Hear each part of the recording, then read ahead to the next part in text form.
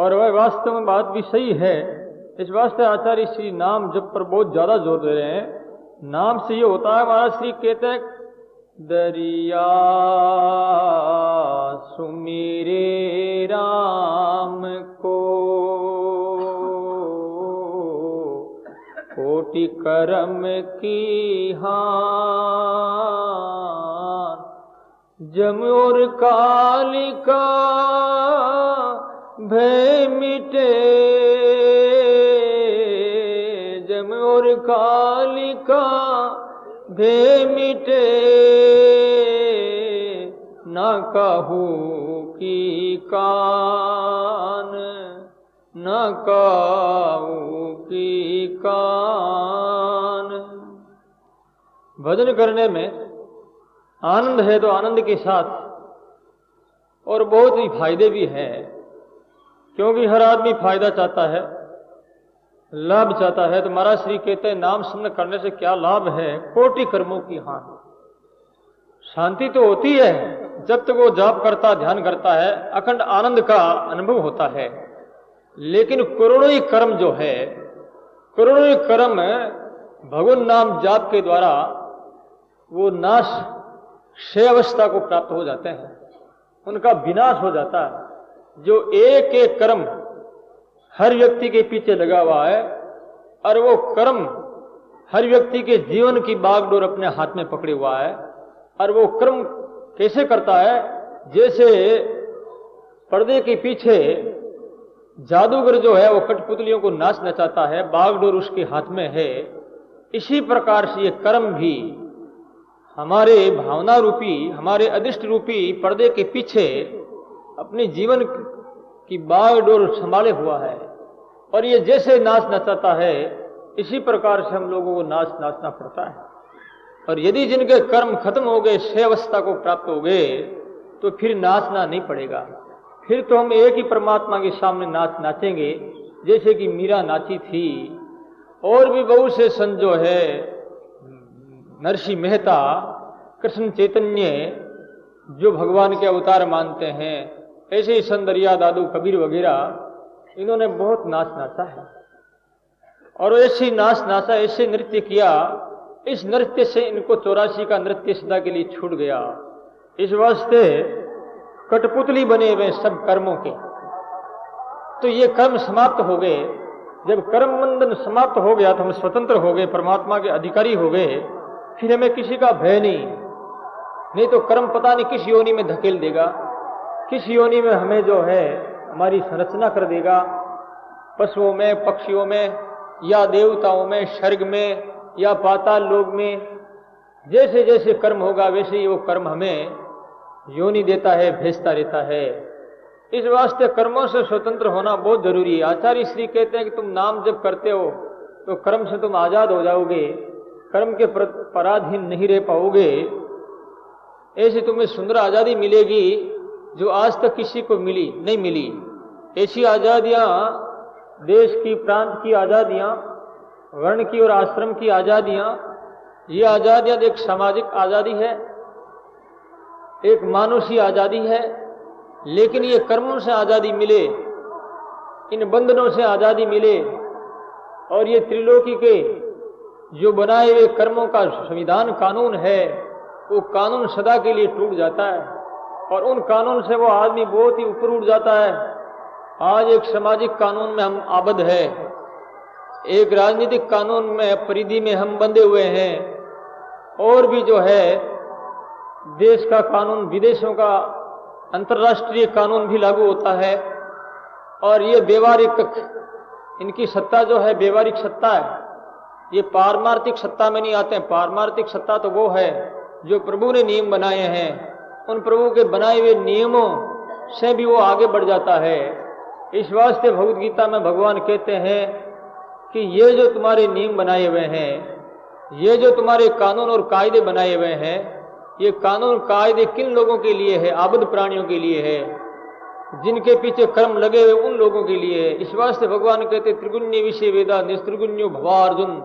हे अर्जुन, तुम 3 गुणों से ऊपर उठ जाए। ये वेद जो है, और वेद में वर्णित जो है मनुष्य के लिए, समाज के लिए, देश के लिए जो संविधान का वर्णन है, और संविधान की जो अनुपालना करनी होती है, ऐसे नियम की फिर कोई आवश्यकता नहीं है। क्योंकि साधु जो होता है स्वतंत्र होता है, वो स्वच्छंद होता है, वो अपने ही तरह से और अपने ही ढंग से चलता है। उनका ढंग, उनके चलने का तरीका एक वेद बन जाता है, एक श्रुतियां बन जाती है। उनके चलने का तरीका जो है वो एक जगत के लिए, समाज के लिए, विश्व के लिए संविधान बन जाता, कानून बन जाता है। ये बनता कब है? जबकि वो परमात्मा के शरणापन होता है और नाम जाप करता है। कलयुग में नाम जप की बड़ी भारी महिमा है, इस वास्ते महाराज कहते हैं नाम जप करिए। अब नाम जप करने में क्या कर्मों का क्षय होता है? मैंने आपको श्रीमद् भागवत का उदाहरण अजामिल का दिया था और आप लोगों ने सुना भी है। ऐसे बहुत से बड़े बड़े पापी हत्यारे इस नाम जाप के द्वारा, इस नाम जप की संबलता पा करके वो भगवत प्राप्त के अधिकारी यानी अखंड शांति को प्राप्त किया उन्होंने। इस विषय में एक बात मुझे याद आ गई और मार्मिक बात है।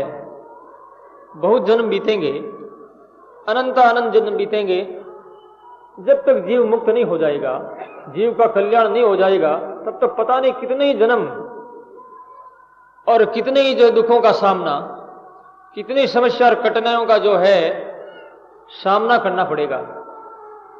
एक ही साधु, एक ही सदगुरु के दो गुरु भाई प्रतिज्ञा कर ली कि अब जन्म नहीं लेना है।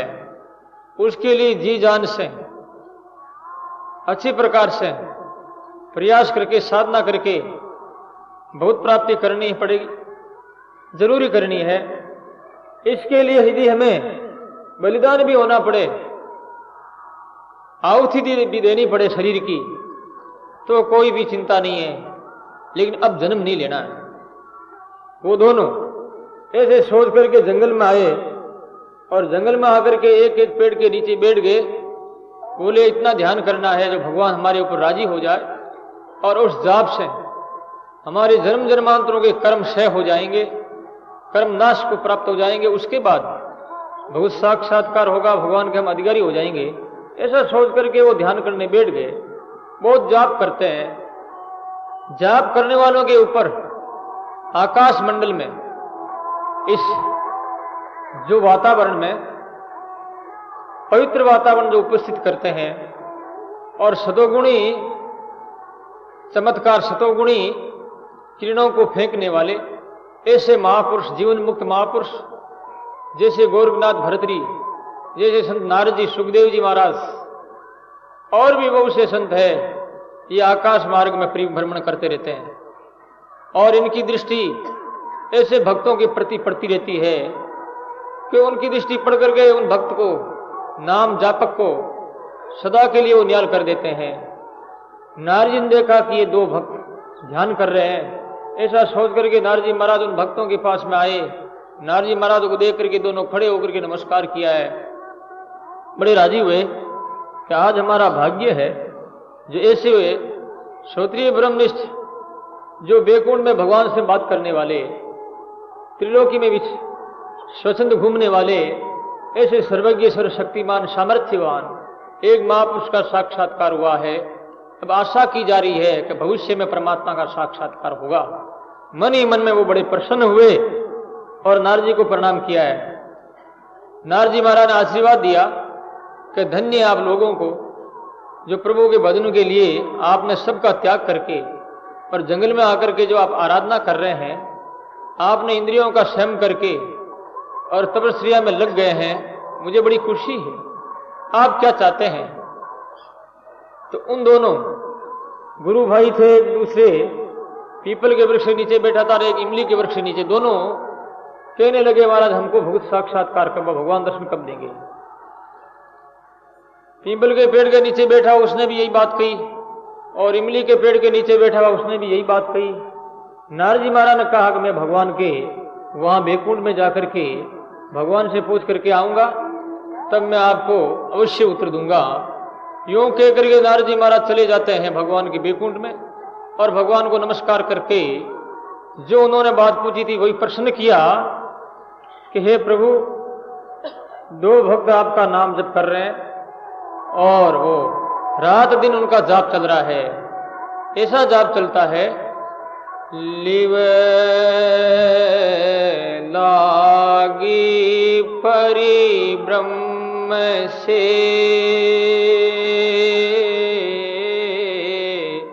रतिहन खंडेता रामानंद आनंद में रामानंद आनंद में गुरु गोविंद आधार गुरु गोविंद आधार। बोलो राम। लिव लागी परिब्रह्म से रतिन खंडे तार, इस प्रकार से जाप करते जिसकी लिव रात दिन लगी हुई है। अनन्य चेता सततम यो माम समृति नित्य से तस्याम सुलभ पार्थ नित्य युक्त। इस योगी ने गीता के अनुसार अनन्य चित्त के द्वारा जो मेरा ध्यान करता है, 8 पोर 32 घड़ी ऐसे आपके लाडले सबूत ध्यान करते हैं। उन्होंने ये पूछवाया है कि उन्हें आप दर्शन कब देंगे। भगवान विष्णु बोले कि नारद जी महाराज, उनके कर्म जो है कई जन्म जन्मांतरों के हैं, एक जन्म के नहीं है। इतना जो अपराध उनका अवशेष पड़ा हुआ है, उनको दर्शन दिया जाएगा। जो इमली के पेड़ के नीचे बैठे, इमली के जितने पत्ते हैं, इतने जन्म उनके गुजर जाएंगे तो उनको साक्षात्कार होगा। और दूसरा जो साधु बैठा है पीपल के पेड़ के नीचे, पीपल के पेड़ की पत्तों की जो संख्या है, जितनी संख्या है उतने ही जन्म बीत जाएंगे, उसके बाद मैं उन्हें दर्शन दूंगा। भगवान का ये उत्तर था। उत्तर क्या था कि एक निराशा का, एक बहुत प्रतीक्षा सूची में नाम है, पता नहीं वो सूची कब आएगी और कितने जन्मों के बाद आएगी। नारद जी महाराज वहां से रवाना होकर के उन भक्तों के पास में आए। पीपल के पेड़ के नीचे बैठा हुआ पहले उनके पास आए। नारद जी को देखा है तो बड़ा वो राजी हुआ। बोले, गुरुदेव भगवान का क्या आदेश, भगवान ने क्या कहा है? तो बोले कि आपके ये पीपली है और इसके पत्ते जितने हैं संख्या में, उतने जन्म आपके बीतेंगे। आप जाप करते रहिए, चिंता नहीं करे, जन्म मरण तो चलता ही रहेगा। ये तो चक्कर है, ये तो स्वाभाविक है, ये तो प्रकृति का एक नियम है, ये तो हमारे जीवन का एक कर्म है। इस कर्म को चलता रहने दो और आप जाप करते रहने। बेचारा निराश हो गया। इतने पत्ते हजारों की संख्या में और इतने जन्म मेरे बीतेंगे और उनके बाद में भगवान मिलेंगे, फिर तो ऐसे भगवान से मैं क्या करूं, कब मिलेंगे? वो निराश हो गया बेचारा। व्यक्ति को कभी निराश नहीं होना चाहिए। मान लो वो जाप नहीं करता है, ध्यान नहीं करता, तो फिर क्या जन्म मिट जाएगा? भजन नहीं करने से कौन सा जो उनका दुख मिट जाएगा? नहीं मिटेगा। भजन करने से तो दुख मिटेगा, कर्मों का क्षय होगा और परमात्मा के अस्तित्व के बारे में विश्वास पैदा होगा और परमात्मा के सानिध्य के बारे में एक्सपीरियंस होगा, अनुभव होगा।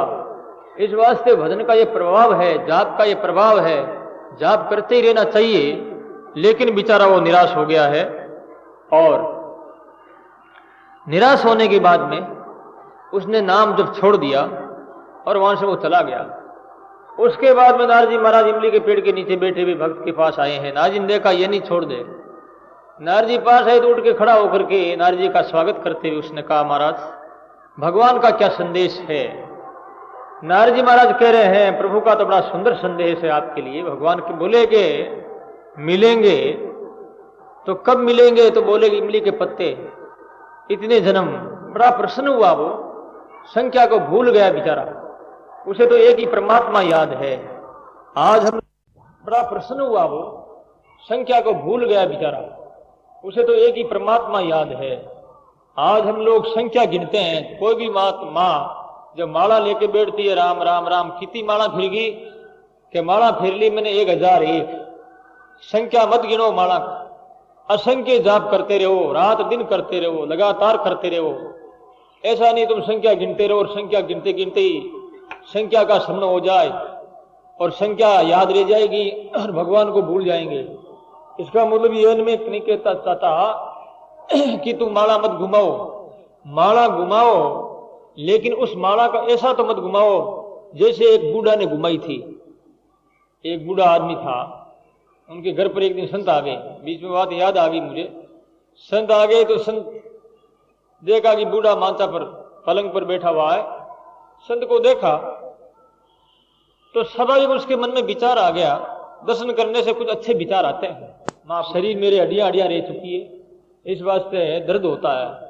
महाराज ने कहा भाई कोई बात नहीं, तुम पलंग पर बैठे बैठे माला फेरना। महाराज ने माला बता दी। 108 के मणि होते, सुमेरु होते, उसको 108 बार और घुमाना।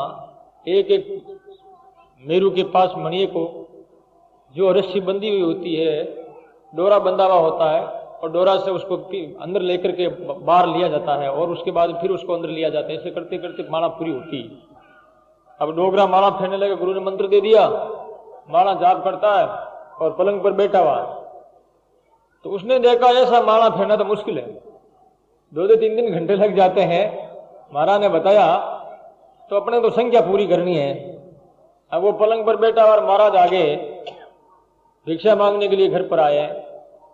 राम आवाज दी और वो बूढ़ा बैठा बैठा माला फेर रहा, क्योंकि महाराज ने कह दिया था बीच में मत बोलना, इस वास्ते वो बीच में बोलता नहीं और माला बड़ी जोर से घुमाता है। सुमेरु होता है ना, सुमेरु से इस प्रकार एक सीधी माला घुमाता है, एकदम 50 मणि एक ही साथ में आ जाते हैं। 50 और 54 मणि एक ही साथ में। राम राम राम राम राम राम राम राम राम राम राम राम राम। महाराज बोले ये क्या करे, बूढ़ा क्या कर रहा है? कि माला फेरूं बाप जी। अरे माला कहीं फेरे तू, माला ऐसी माला फेरता है क्या? कि माला कहीं फेरूं बाप जी, पापों ही काटूंगा। ऐसे पाप काटना होता है, ये संख्या है। ये हमारा मन कहाँ है? उन मणियों के अंदर है। हमारा मन कहाँ है? संख्या में है। मन भगवान के प्रेम में नहीं, प्रभु के स्वरूप में नहीं, प्रभु के ध्यान में नहीं। वो संख्या थोड़ा ही गिनता है। ब्रही होता है, कोई प्रेमी होता है, वो कभी संख्या नहीं गिनता है कि उस प्रेम में वो पागल कब बना है और कितने दिन तक वो बना है, कब तक बनता रहेगा। वो संख्या गिनता है। क्या वो छोड़ देता भगवान को? मैं पागल बन गया भगवान के पीछे, अब मैं भगवान को याद नहीं करूंगा क्योंकि बहुत प्रतीक्षा कर चुका हूं और कब मिलेंगे। क्या मीरा ने संख्या गिनी? क्या मीरा ने परमात्मा को छोड़ दिया? मीरा को भगवत साक्षात्कार नहीं हुआ, कुछ वर्षों तक नहीं मिले, वो नहीं मिले, लेकिन उसने नहीं छोड़ा। ऐसी संतों को नहीं मिले लेकिन उन्होंने नहीं छोड़ा। वो तो करते रहे, उनका काम करने का है, और भगवान का काम मिलने का अथवा नहीं मिलने का उनकी जिम्मेवारी वो जाने। हमारी जो जिम्मेवारी है ध्यान करने का, साधना करने का, हमें साधना करनी चाहिए। तो ऐसा वो बूढ़ा पापा काट रहा था, वो संख्या गिन रहा था। ये कोई माला नहीं है। इस वास्ते संत कहते हैं, कर में तो माला फिरे,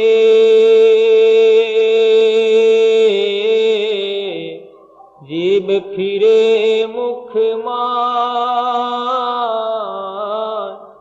मनवा तो 34 फिरे,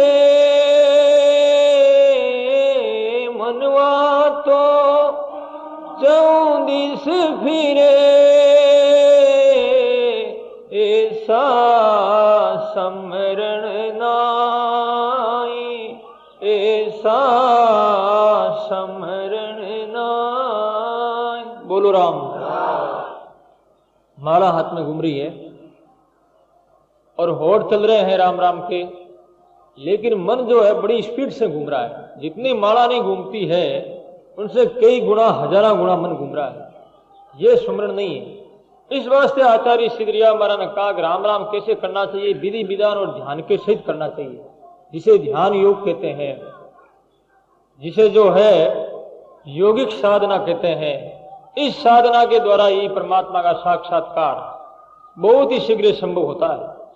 नहीं तो बहुत समय लगेगा, बहुत जन्म प्राप्त करना पड़ेगा। जब नारद जी महाराज ने ये बात कही तो वो प्रेम के अंदर इतना पगला हो गया वो महात्मा कि क्या मुझे भगवान मिलेंगे? क्या ऐसे अपराधी को, जो हर प्रकार से मैं परमात्मा के लायक नहीं हूं, इस जगत का भी मैं काम का नहीं हूं, मैं न किसी की सेवा कर सका, न किसी को मैंने प्रेम दिया और न किसी को मैंने लाभ ही पहुंचाया है, मैं हर प्रकार से अयोग्य व्यक्ति हूं, ऐसे व्यक्ति के ऊपर ही क्या प्रभु कृपा करेंगे? ऐसा वो सोच करके कहता हुआ इतना पागल हो गया, बेहोश हो गया वो। और वो एक ऐसी अंतिम प्रेय रूपी अवस्था में वो प्राप्त हो गया, यानी जो है विरह की जो चरम सीमा होती है उस चरम सीमा को भी अतिक्रमण करने लग गया। ऐसी स्थिति में आज व्यक्ति का शरीर छूट जाता है। या तो व्यक्ति बहुत ज्यादा हंसता है तो वो मर जाता है, अथवा बहुत ज्यादा दुख होता है, इतना दुख होता है, अथवा बहुत हंसता है प्रेम से बहुत ज्यादा तो उसका हार्ट अटैक हो जाता है। इसी प्रकार से जब वो बहने लगा परमात्मा के प्रेम में, इतने वो पिघलने लगा है, उसका हृदय बह रहा था। भगवान ने देखा कि अब तो ये हृदय से बाहर निकलने वाला है, और यदि हृदय से बाहर निकल गया तो दुनिया में मुझे कोई गरीब निवाज नहीं कहेंगे, दुनिया में भक्ति का प्रभाव सदा के लिए समाप्त हो जाएगा, फिर लोग भक्ति नहीं करेंगे, क्योंकि मेरा भक्त ऐसे प्रेम में पागल होकर के बेहोश अवस्था में है। इसी स्थिति में मेरा ये उत्तरदायित्व हो जाता है कि मैं इसे संभालूं, इसे मैं दर्शन दे करके इसे अपनाऊं, इसे मैं जागृत कर दूं और इसको सदा के लिए धन्य धन्य का पात्र बना दूं। ऐसा सोच करके परमात्मा उसी समय प्रकट हो गए। परमात्मा ने उनको उठाया है, मुसीबत अवस्था में पड़े हुए को हृदय से लगाया है और बार बार जब उसका मुंह चूमा है, नारद जी महाराज देखने लगे। नारद जी महाराज कह रहे, महाराज ये क्या कर रहे हो, आप झूठ बोलते हो, आपने मुझे झूठा बना दिया और मुझे झूठा साबित कर दिया। आपने अभी अभी पहले थोड़े समय के पहले आपने कहा था कि इमली के पत्तों की संख्या है इतना, इनका जन्म बीतेगा, आप तो बहुत जल्दी प्रकट हो गए और उनको दर्शन दे दिया। ये कैसा? भगवान बोले, नारद जी महाराज मेरे जो है नियमों में मैं नहीं बंधा हुआ हूं। नियम उन्हीं लोगों के लिए लागू होते हैं जो कर्मयोगी कर्मी लोग हैं, जो भोगी लोग हैं, जो वासना में सदाई रत रहते हैं, उन लोगों के लिए मेरा कानून लागू होता है। जो मेरे प्रेम में पागल हो जाता है उनके लिए कानून ढीले पड़ जाते हैं, सारे बंधन छूट जाते हैं। आपको मालूम होगा कोई नई सरकार बनती है और कोई ऐसे जेली लोग होते हैं कई वर्षों से बेचारे जेल में बंद और वो दुख के दिन काटते हैं। तो प्रधानमंत्री नया बनता अथवा कोई राष्ट्रपति बनता है, नया राष्ट्रपति बनने के बाद में वो विचार विमर्श करता पार्लियामेंट सांसदों से कि भाई मेरे आने पर मुझे खुशी है और इस खुशी में कुछ रियायत देनी चाहिए। तो वो रियायत क्या है कि कुछ जेलियों को छोड़ दें। तो प्रश्न होकर के राष्ट्रपति जेलियों को छोड़ देते हैं। वो जेल में बंद थे और बहुत वर्ष तक जेल उम्र कैद थी, लेकिन उनका छुटकारा हो गया क्योंकि वो प्रश्न हो गए। नियम जो बनाते हैं वही तोड़ सकते हैं, कानून में संशोधन कर सकते हैं, परिवर्तन कर सकते हैं। ऐसे ही परमात्मा के नियम बनाए हुए हैं, लेकिन परमात्मा ने तोड़ दिया। सबके लिए नहीं, धर्मात्माओं के लिए, उन प्यारों के लिए, उन परमात्मा के नाम में पागल बने हुए उन पागलों के लिए कोई नियम नहीं है। पागल के लिए नियम होता है? पागल कोई आदमी की मार देता, मर्डर कर देता है और उसको जो है कोर्ट में लाया जाता है जज के सामने, और पागल वहीं अड़ंग बड़ंग बोलता है तो जज उसे कोई फांसी की सजा नहीं देता है, जेल की सजा नहीं देता है कि जाओ जान दो, छोड़ दो, ये पगला है, छोड़ देते ना। उनके नियमों में नहीं बांधते हैं। ऐसे परमात्मा की भक्ति में, मस्ती में, जाप नाम जाप में यदि आप पागल हो गए तो परमात्मा आपको छोड़ देंगे, आपके ऊपर नियम लागू नहीं होगा। इस वास्ते भगवान नारद जी से कह रहे हैं, अरे नारद मेरे भक्तों से अंतर नाई, नारद मारे संतों से अंतर नाई।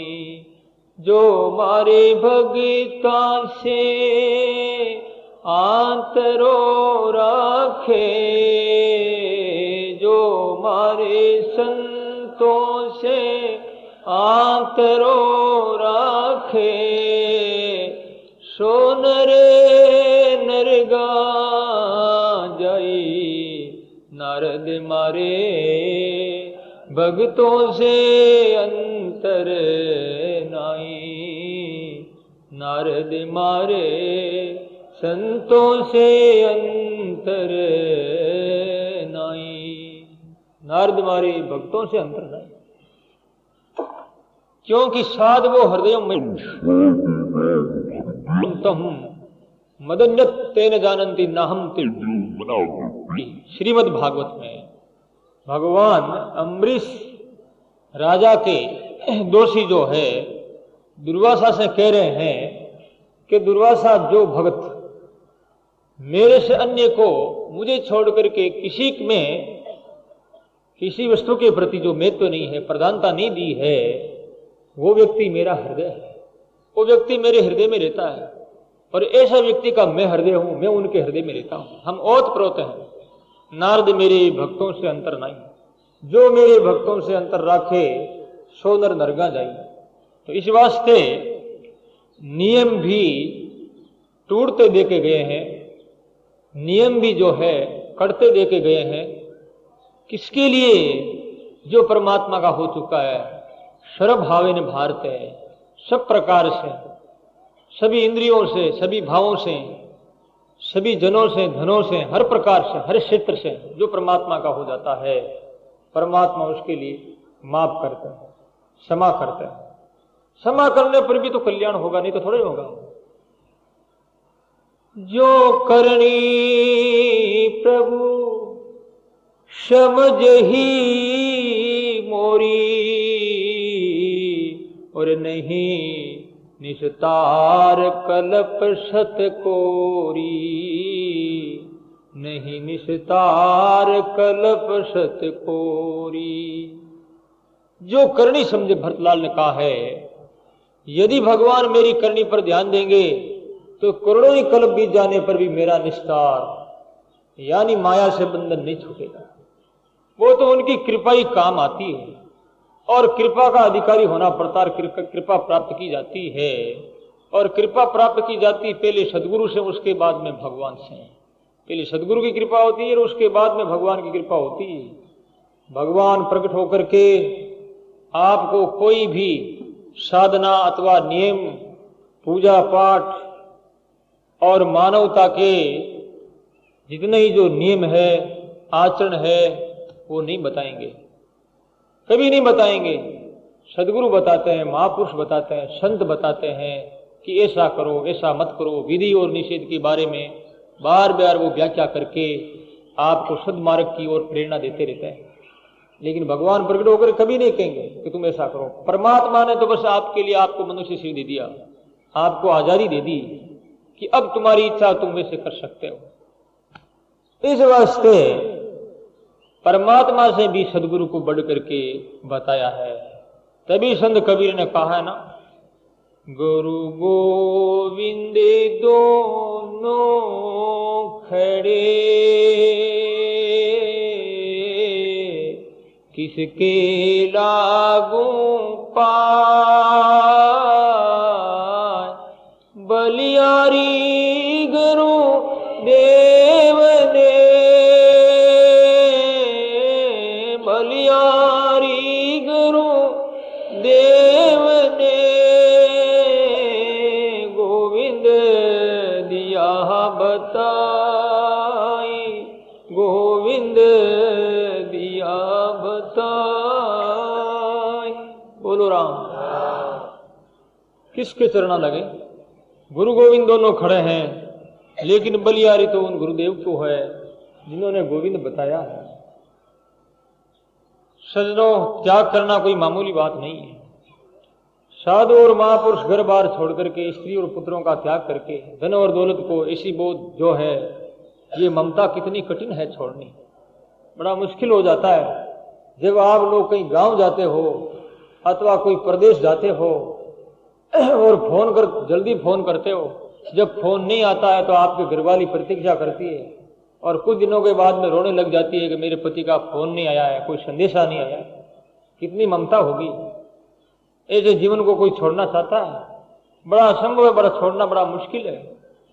और तुम क्यों नहीं छोड़ते हो? तुम परिवार को बढ़ाना चाहते हो, जिससे कि तुम्हारी परंपरा, तुम्हारा जो कुल बना रहे, ये क्रमबद्ध ये परिवार की श्रृंखला बनी रहे, कभी टूट नहीं पाए, ये जुड़ी रहे, इस वास्ते गृह धारण करते हो। परंतु जैसे कि आप एक गृहस्थ परिवार चलाते हो, ऐसे ही संत और महान पुरुष भी एक धार्मिक परिवार चलाते हैं, एक भगवान को चलाते हैं। ये भी कह दें तो कोई अतिशयोक्ति नहीं है। नहीं तो भगवान को कौन जानेंगे?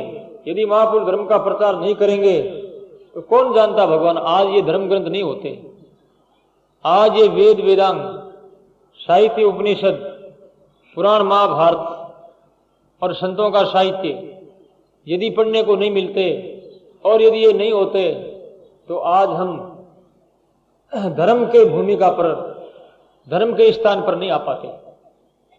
और आज ये संत महात्मा धर्म का प्रचार कर करके भगवान की जो है